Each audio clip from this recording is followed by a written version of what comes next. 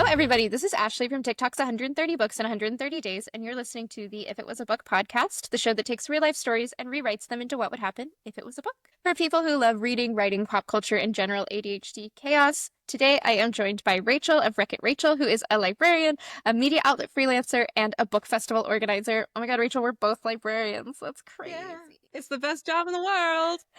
It is, most of the time. Well, yes, there's always the working with the public and you never know what's going to happen. But at the same time, you never know what's going to happen. So No, we both love our jobs. Is there anything else that you would like to add for why you're the perfect person to rewrite a thing that happened to you into a book? Because I will never actually finish writing an actual book. So we got to just do the variation on it that we can, right? Because completing something is the best part. Exactly the same as me. I will never finish anything except this. Okay, so you have a story that you'd like to share with us. I do. So I was driving home from work, from the library, in fact, and I was getting in the left-hand turn lane. So we're waiting at the red light. And on the corner, so the corner that I was turning left around, there's a CVS pharmacy, and 3 ducks landed, 2 boy ducks and a girl duck. And they landed on the curb, and you could tell that both boy ducks were very interested in our lovely solo girl. So much so that they kept fighting over her, and when one would try and get on her, the other would yank that one off by its neck. They then continued this into the street, so much that the car that turned right had to slow down and then eventually stop because the ducks started fighting underneath his car. And then I had to turn, so I don't know what happened next. Oh no, well, at least that guy didn't run over the ducks. Yeah.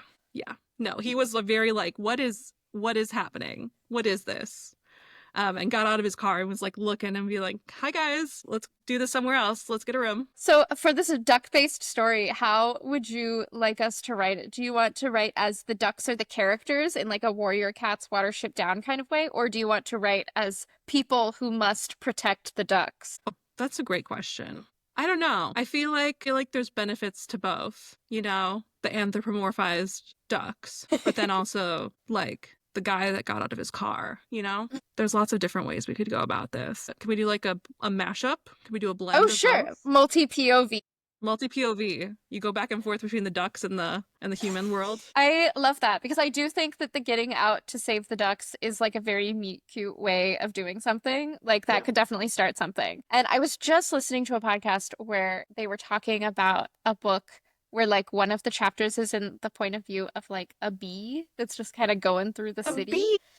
Yeah. And then there's like chapters in the cat's point of view, who's like an alley cat that's just going through the city. There was definitely one that I read back when I was a bookseller that there was the point of view of a squirrel and the point of view of a bench. And the bench was like, oh, okay. I was with you for the squirrel. You know what? I am now remembering in the, I think, very first issue of Readin' Magazine, Graciela wrote the Sentient Object Romance History, which included one where this guy is a couch, and it's from the point of view of the guy who is a couch, just like watching people be weird. Sure. That would be that's like the worst version of Beauty and the Beast. Yeah, I think it's a nightmare. Couch. Yeah, well, and nobody else knows that you're the couch, and so they're just going about their lives doing stuff. Now I'm gonna look at all my couches differently and be like, hey guys, I'm so sorry. So we are going to do a multi-POV situation. I like that. So I think maybe should we start as the ducks or should we start as the people? I think we should probably start as the ducks. Okay, so we're starting as the ducks. So in this duck society, are we saying that it's like a love triangle, or do you think it's like an arranged situation where like one of the ducks is supposed to be with that duck, but that duck doesn't like him, so then the other duck is trying to save her? Sure. Like, what's the... I think it's a very classic, like, 2010s paranormal romance love triangle. Word. Okay, so not only are they ducks, they are shape-shifting ducks. Yeah. Okay. Yeah, sure, they can be. I was just thinking, like, in terms of, like, the biggest love triangles I could think of were very much, like, that era in paranormal romance. Like, I feel like there was a werewolf one, specifically, obviously, there was, like, Twilight and Vampire Academy and all of those. I thought you meant that they were were-ducks. They don't have to be. I think it's more fun if they're just regular ducks. I'm trying to figure out how that would work, because if they would have to get bitten, like, does a duck bite leave a mark? I don't know, because like they don't have teeth, right? Do ducks have teeth? I don't know. No, they don't have teeth. They just have their bills. Right. They just have their bills. I want to say they're bills and their like jaw force are quite strong though. So I think that Sure, they could still puncture skin. I don't know that they have saliva though, sure, if that's what turns you. sure. The logistics of were ducks is They could complicated. also be genetic were ducks. That's true. That's true. No, I think they're just ducks. I think they're just ducks. Okay, so they're just ducks. I like the story from the point of view of the ducks. I think that we need some like duck civilization lore. Tell me about the ducks. What do they do? Uh, Who's their leader? yeah, I like to believe that they live in the clouds like Mary Poppins. And so when you see like a bunch of ducks like flying into the sky and then they disappear, that's where they're going. They're going to their house, which is in the clouds. They are led by a very Papa Smurf-esque duck whose name is Francois. Oh You yes. know, he's just sort of in charge of everything. And they don't have any sort of currency. They just all get along, except for these two ducks that have been causing trouble because they're fighting over the same girl. Are there other girl duck options, or is she like the last girl duck No, of there's their so many girl duck age? options. Why are they doing this then? They're just she's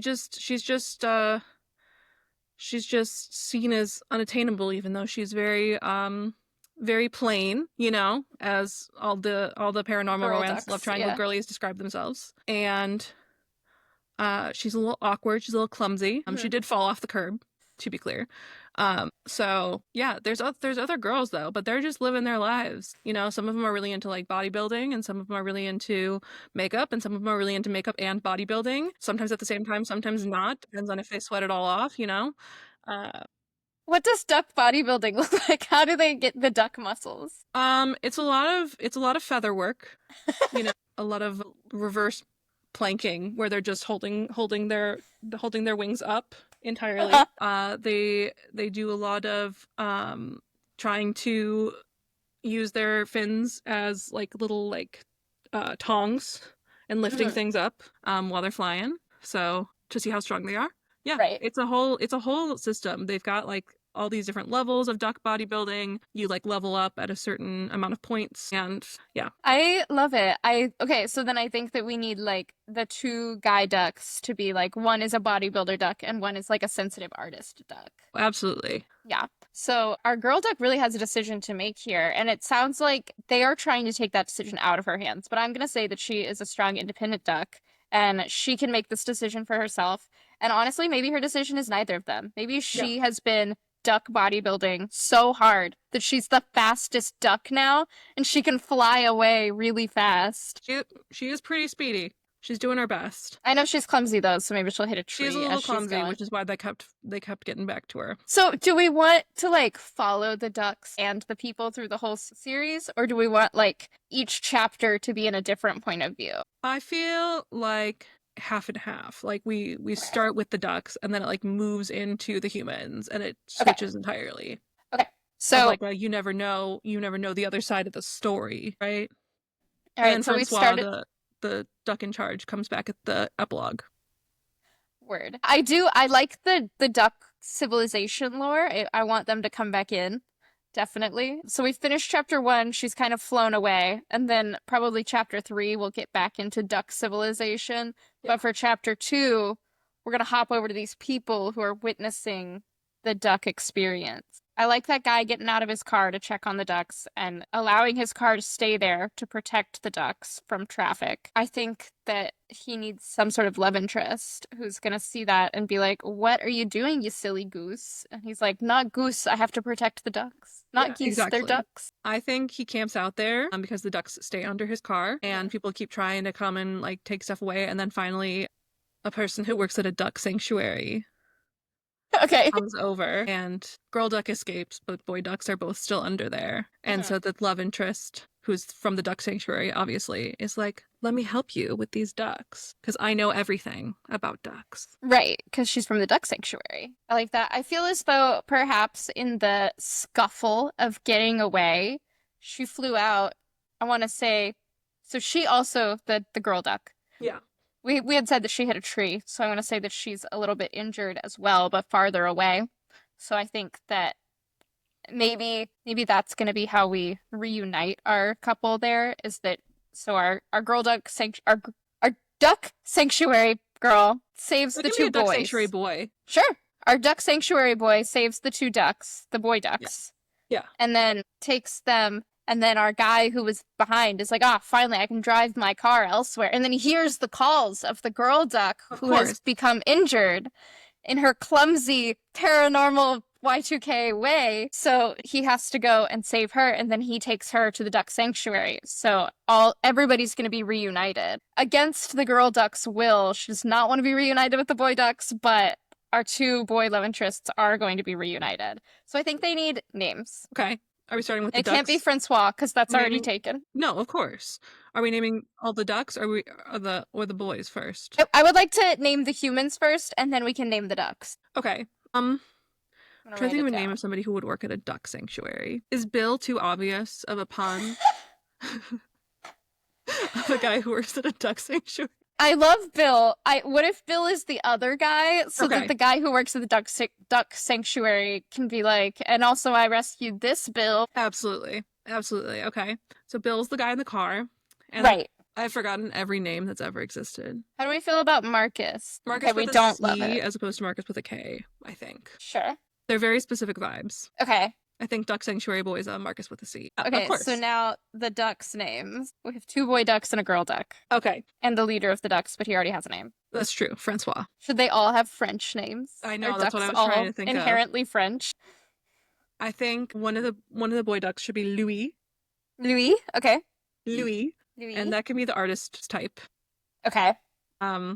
And then our bodybuilder boy duck can be going like Les Mis. He can be Maurice, which I guess is also Beauty and the Beast, but it's France. That's okay. Maurice the bodybuilder duck. Maurice the bodybuilder builder duck and Louis.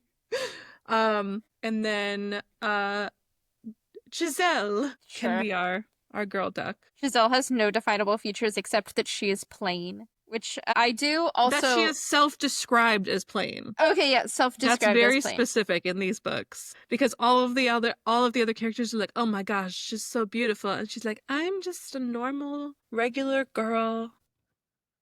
She throws her feathers up in a time. messy bun. Yeah.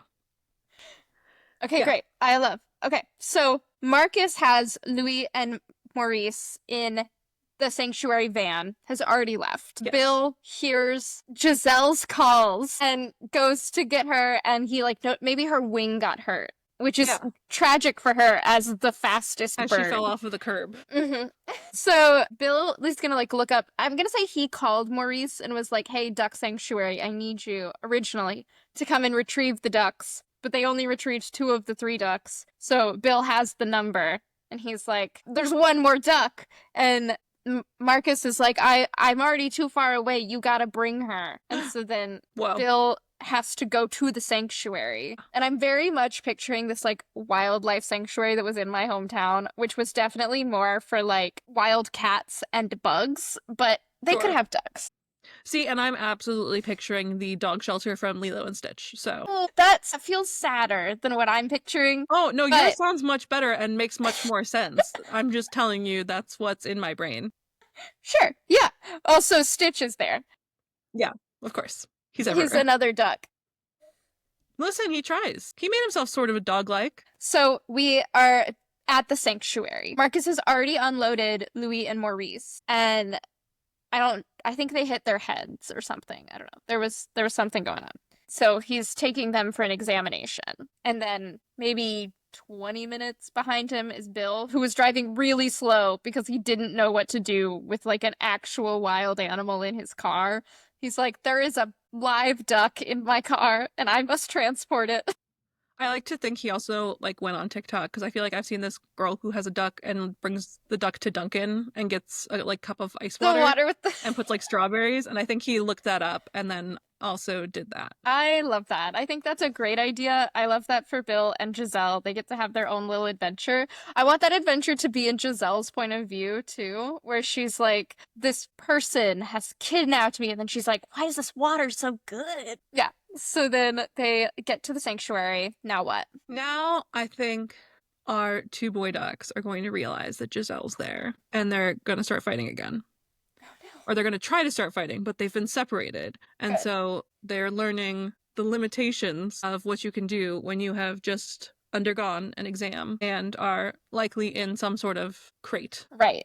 Yeah, some sort of enclosure that they're stuck in. So I think Bill decides to keep her in a different room and like stay with her in the like little lobby area because he can hear all of the noise yeah, from I the like that. back. I want Giselle to at some point, like perhaps she cannot fly due to this injury and sadly may never fly again. I want Bill and Marcus to adopt Giselle and let her live Absolutely. her best duck life. Absolutely. Um, Yeah. it's in the Duck Code of Laws that if you do end up being adopted by a human, they have to have a duck related name. Oh, Right. Bill Yeah. fits those So, qualifications. It's in the town yeah, charter. Yeah. this town that just has a lot of ducks. Town in the clouds that has a lot of ducks. They have a town charter. Don't have money, but they've got a town charter. Well, the town charter is for the duck Oh yeah. town. I see. Yeah. So I if you I get didn't adopted, realize. So no, Giselle, Louis, the and town that Bill and Marcus live in, their town charter does not have anything about ducks in it. okay, so Bill, Louis, and Maurice. No, Maurice, Louis, and Giselle can speak human English. They can understand it. They cannot speak it. Okay, word. The Yes. bills don't make the right sounds. Their bills do not make the right sounds. It's like when the Charlie Brown parents talk, where you're like, you know that they're speaking English, but you can't quite Right. get it. Or you I guess you don't know. You assume based off of context clues. But just doesn't happen. Or like in Enchanted, Giselle's when the squirrel tries to talk in the real world. It's like I Yeah. understand everything you're saying. Yes, I'm with you. Okay, cool. So everybody has reunited, although not necessarily physically. What is Marcus gonna do for Giselle and then for Maurice and Louis, who will eventually go back into the wild but are still obsessed with Giselle? Yeah, I think Marcus is going to take a look at Giselle's wing and say that she's probably never going to fly again, but they'll work on it. But she'll have to be in like duck rehab for like and physical therapy. And which duck did we say was the bodybuilder? Maurice? Maurice is the bodybuilder, yes. Okay. I think Maurice manages to break out of his enclosure Huh. and flies over to Giselle and tries to grab her off the table and makes a run for it. I think that's the Okay. escape plan. And Louis is just sitting there like, hello? What about me? But he's just stuck for a bit. Yeah. Okay, I think that Bill should save Giselle Yeah. because I need them to bond enough that Bill then needs to keep coming back and keep seeing Marcus. Yeah. So I do yeah. think at one point there is a little crash as Marcus tries to go after Giselle and Bill like stands up to start to go after, and as Marcus comes through the door, they just collide and fall to the ground and then go try to chase the ducks. It's very slapstick. It's very corny. No, I like it. And in a very K-drama way, when they first fall, they like look into each other's eyes and there's like slow-mo, dreamy music, and then the kerfuffle happening around them snaps them out of it. And they gotta go save Absolutely. Giselle. Yes. Unfortunately, Maurice, I realized I know. they're too close together, but we're committed at this point. Maurice realizes that he does not have opposable thumbs and cannot open the door, so they can't get very far. They're just sort of trapped in a loop of spinning around. Yeah, okay. I like that because Maurice is strong enough to carry Giselle, who cannot fly now. Okay, word. I'm with you. So I think that Marcus is gonna wrangle Maurice, and then Bill is gonna keep holding Giselle, and Marcus is gonna put Maurice back into a different enclosure. Maurice like messed up the enclosure that he was in, bodybuilder duck. And so the only option is to put him in with Louis. And so you think that they're gonna fight, especially because like it's in their point of view and they're like, ugh, that guy. But then they're gonna devise a plan together to try and get Giselle. Because they're like, we gotta get out of this human place before either of us can get the girl, kind of thing. Absolutely. They're gonna put their heads together and no longer be attacking each other on the neck. And then maybe they'll be like, wait, are you hot? And then the ducks get together. The ducks get together, maybe. It could be the ducks get together. It could also be that they might just have a fleeting... It's the friendships we made along the way kind of thing. Whatever you want. fleeting attraction that they're like, actually, no, I hate your personality. I could never be with a bodybuilder duck. You know? I do think that they would flame out fast, for sure. Yeah. But what a time. So, okay. I'm going to say that maybe Louis and Maurice are removed from the situation. Or I guess Marcus, Bill, and Giselle leave the exam room because they like don't want to start more chaos drama with having the ducks together. And so I think that Marcus is going to tell Bill it's too dangerous for Giselle to be here with the boy ducks who are trying to get her with her broken wing. If they like got her, they could really hurt her. So he needs Bill to take Giselle home for her rehab, and Marcus will come and do bird rehab at Bill's home because he would rather have the two ducks here at the facility. Where do you think we should go from here? I think that Giselle's going to go home with Bill. Yes. He's going to get her another Dunkin' ice cup Yes. because that's all he knows about ducks. That's right. And then he's going to call Marcus panicked in the middle of the night. Yes. Because he doesn't understand duck sleep schedules. Oh, yeah. Okay. This is gross, but a thing that I know about ducks, as someone who once had not a real pet duck, but a duck like arrived at our front porch and just like lived there for a little bit, and we gave it cat food, they can eat that. That's not wrong. Okay. The thing that the duck poop is like runny Elmer's glue vibes. It's like white, it's wet, it's not like solid in any way. Sure. So I'm gonna say that Giselle goes to the bathroom. Yeah. And Bill freaks out. He's like, something is wrong. Like, that is not a normal bowel movement. Like, what's going on? And so then that's why he calls Marcus, and Marcus is like, literally, it's fine. That's like normal duck behavior. But then he comes just to check her out, just to like make sure. Because I'm gonna say that Bill like doesn't know how to describe it. He's like, it's like, it's not right. It's like, it's white and it's wet and it's just not right. And Marcus is like, what does it look like? Like, what? Describe it to me and I will tell you if that's normal or not. And Bill is just terrible at it. He's not describing it well. So Marcus has to come and evaluate the situation. Yeah. It turns out it's a very normal bird expression that just is weird, for sure. Yeah. But as long as he's here, does he want like a Shirley Temple? You know? Right. Or like a coffee?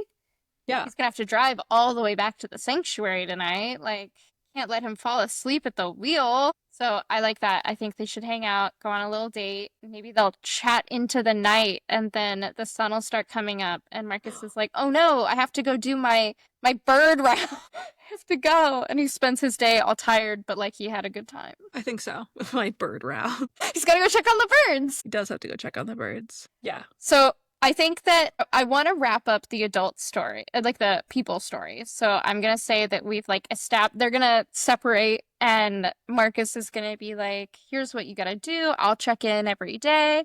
And then Bill is like, well, while you have my number, you want to also go on some dates. And they say yes. And then we leave the human world and we go to bird world. And I think that during his rounds, or even before his rounds, maybe Maurice and Louis have escaped their enclosure and have gone back to Bird City, and they're going to be like, Giselle was kidnapped. It's horrible. What do we do? And then the bird council is gonna start a rescue mission. They go down to save her, find out that she can't fly and that she like enjoys hanging out with the people. But then they let her live her life free of Louis and Maurice. Yes. And then Louis and Maurice both basically get duck detention. So they have to sit in a room together with a very stern duck running detention. And they have to sit there for an hour and think about what they've done. And there's one point when they look at each other and think, maybe kiss, and then they go, ew, no, we're not going to do that. Not because there's not homoerotic energy between them, just because they are fundamentally incompatible as ducks. And then I think at some point Louis is going to find a beautiful girl muse duck, and I think she's got, long duck feathers. And he learns how to draw with his feet. And then I think Maurice will be at a bodybuilding competition and find a lovely non-binary duck in the audience who is like a casual fan of bodybuilder ducks, but like not quite sure. That duck really likes to go to golf courses and move the golf balls around when the golfers aren't looking, so it screws with them. And Maurice really appreciates that energy. I do think that that's Maurice energy. Yeah. But Francois is always looking after them to make sure that they stay in line. Right. They're all his little ducklings. Yeah.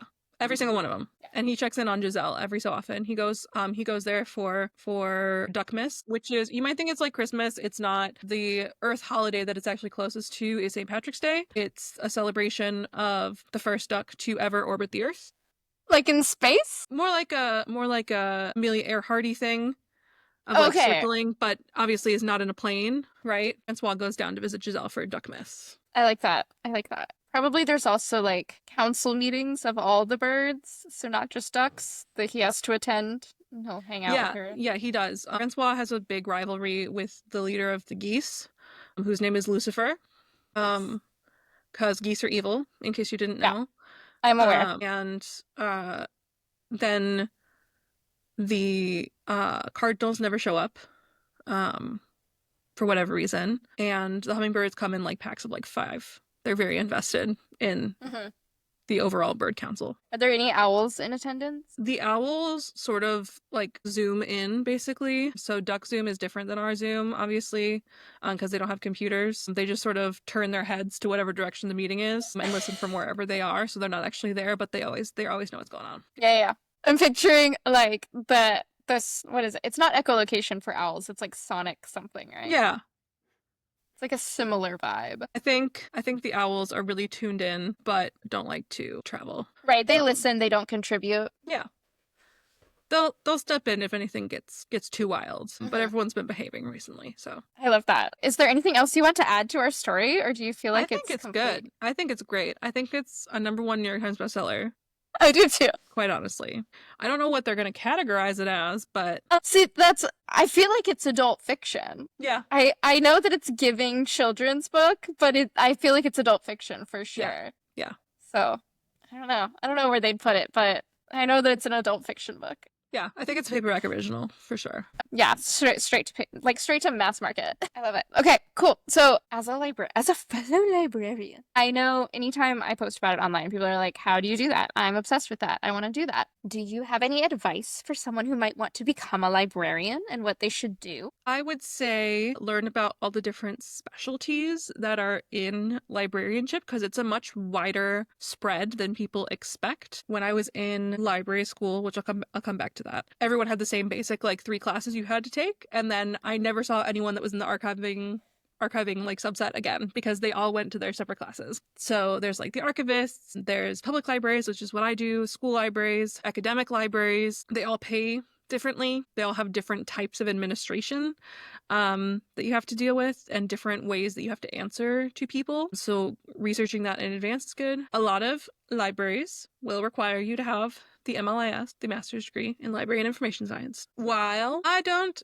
think it's entirely necessary because I do think a lot of things you learn by doing. There are specialties I think it's necessary for, like archiving. I think it's probably necessary for. Most places are going to require that. So some libraries, if you have been working there for a while, like part-time or anything, will like help pay for your master's. Mine did not, but then mine also removed the requirement for needing the master's anyhow. So we have a really great team now that doesn't have entirely. There's still a lot of us that have the master's, but there's a good handful of full-timers that don't. And my roommate's library does help pay for it a little bit. It's not covering it fully or anything, but it's a little stipend. So sometimes just getting your foot in the door can really help. And you sort of learn along the way where you're meant to be doing it. Yeah, I agree. I am also a public librarian, and I also do not necessarily agree with the need of an MLIS. I have one. I don't think that it's necessary. I think that you learn a lot by doing. It But could have again, been a I'm bachelor's. it could have been actually it could have been an internship. I would also say if you are considering public librarianship to look at the different jobs within a library because not everyone you see is a librarian and you don't necessarily need to be a librarian to do the thing that you want to do. So at my branch, there are things called circulation. So circulation is going to be people who are greeting you at the front desk and who know everything about the books that we have and help you make a library card and check in the books and check out the books and know what to do when a book dings that it's lost or that you have fines and how to take care of that. Or a fine-free library unless you lose it, and if you bring it back, then you didn't lose it, so you don't Yeah. have a fine. Same. And then there's also library aides or library pages. That's going to be typically part-time at my location, which is somebody who helps us put books on the shelves. They help us make displays. They help us with a lot of different things. I could not do anything I do without the library aides, but it's a more physical job. And then we have library assistants, which I personally feel is everything a librarian is without the pay. So a library assistant will help with reference, they will help with computers and technology, they can help with programming, although it's not necessarily required at the kind of library that I work at. They do not necessarily do cataloging, but they do work within databases and within indexes for where I work. So they are adding things to the catalog, but they are not doing purchasing, but no one at my branch does purchasing. So I'm at a big Yeah, enough system. and I purchase my books, so we are all in control of our own sections entirely. Yeah, we're in a big enough system that they won't let me. They're like, we Sure, have and somebody. we're a solo library, so like that's part of it too. We're not a part of a branch. Yeah. So where I work, there's a whole librarian whose job is only ordering. They don't do anything public facing. They are in charge of the catalog and nothing else. So it really just depends on where you're working, what kind of city you work in, if you're working public facing, not public facing, because there's definitely admin work within a library as well. That's not something that you necessarily need the MLIS for. So I would say that if it's something that you want to do, work any of those other jobs first, work in a library, see what working with the public is like, and then if you're like, I still have joy, then you can go and spend the money for a master's if your state requires it. But if you work those jobs and don't enjoy it, you probably won't enjoy being a librarian, and then you will be so sad that you spent money on a master's degree and time and effort, so much time. And if you work at a library and your master's, if you decide to go forward with a master's, requires an internship, sometimes they will let you use the hours that you already worked in the library as your internship, being like, look, I already did it. So that's always great. Oh, there's just so many jobs in a library. Like the first job I had in a library was as a makerspace clerk, which is not something that's going to be at every location. I have not had a makerspace in a library I've worked in since then, but they had a grant, which, yay, back when we could do that. They had a grant to make a makerspace, and I had worked in my university makerspace beforehand, so I already knew how to use the laser engraver. I knew how to use the 3D printer. I knew how to use the Cricut. I knew how to use all of the machines that they wanted someone to know how to use. And I was like, hello, I already know how. And they were like, you're hired. And then when grant funding ran out, they were like, we can hire you part-time, but we can't give you insurance. And I was like, unfortunately, I must have insurance. Yeah, that's important, unfortunately. Yeah. But I really liked that library. And that was a great thing about, now I'm just talking to you. I'm not even talking to the podcast anymore.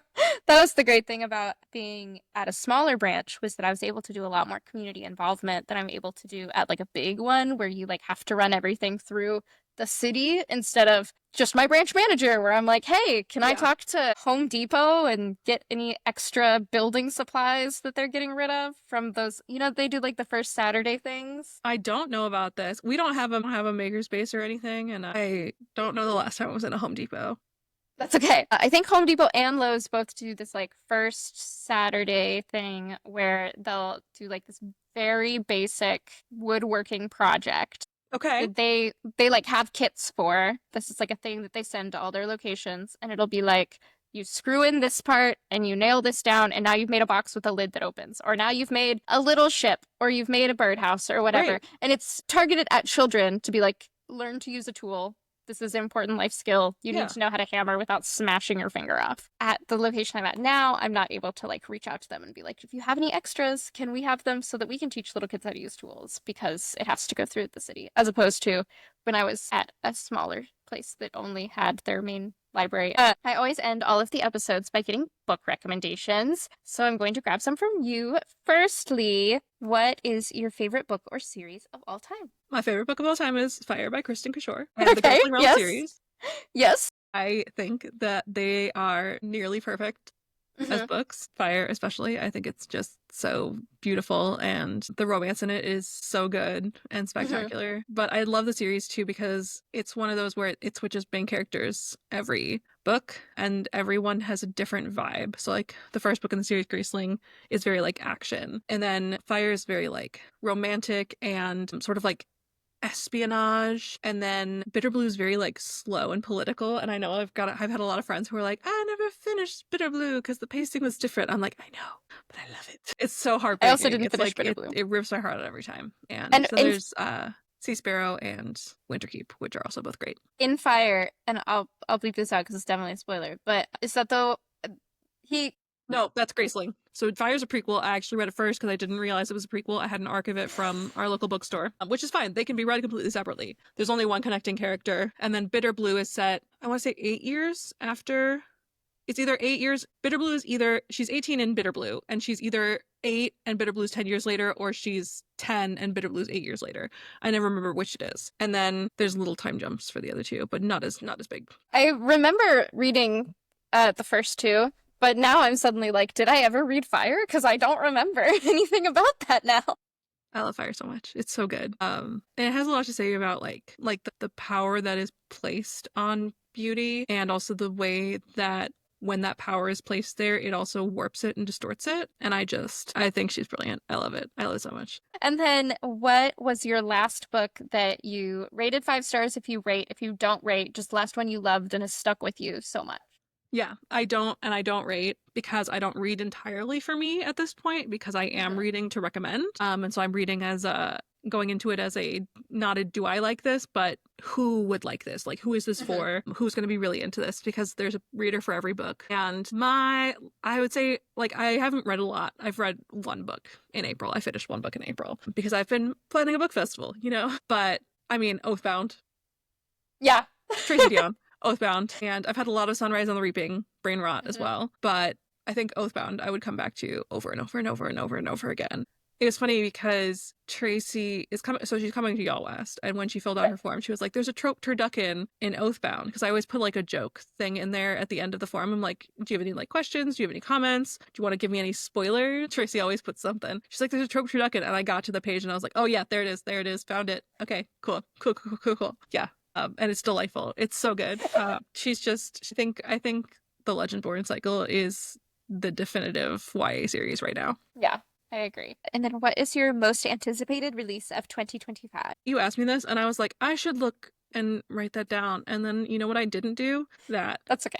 I'm just really excited for a lot of things. In the library sphere of things, this is like a continuing release. Union Square is doing this line of like dyslexia friendly books called Everyone Can Be a Reader. So they're like between 100 and 200 pages, and the page color is like slightly more like yellow than white, and the font is like really dyslexic friendly.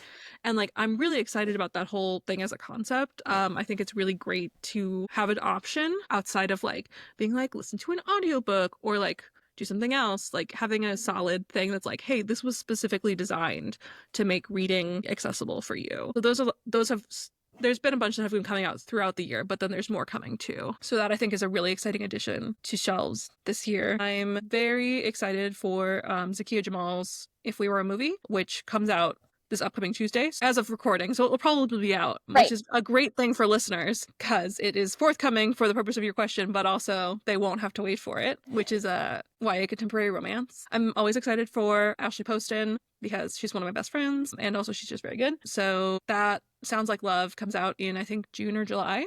And then my other friend, I have a lot of Ashleys. I was like, I'm recording a podcast with Ashley, with my friend Ashley. And my mom was like, which one? And I was like, nope, different one, whole new one, another one. I keep adding to the collection. But my friend Ashley Latimer, who is an Ashley with an EE, her debut YA is coming out in October.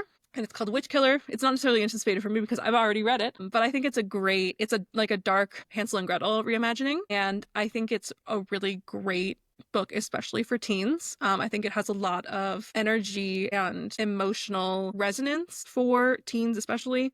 I'm very excited to see her shine. But it seems like it's just a really good YA year in general. Mia Pei Manansala has her first YA book coming out at the end of May. Death is in the Cards. Gloria Chow, first adult book. She normally writes YA and Mia normally writes adult. So Gloria is going into adult with the Ex-Girlfriend Murder Club.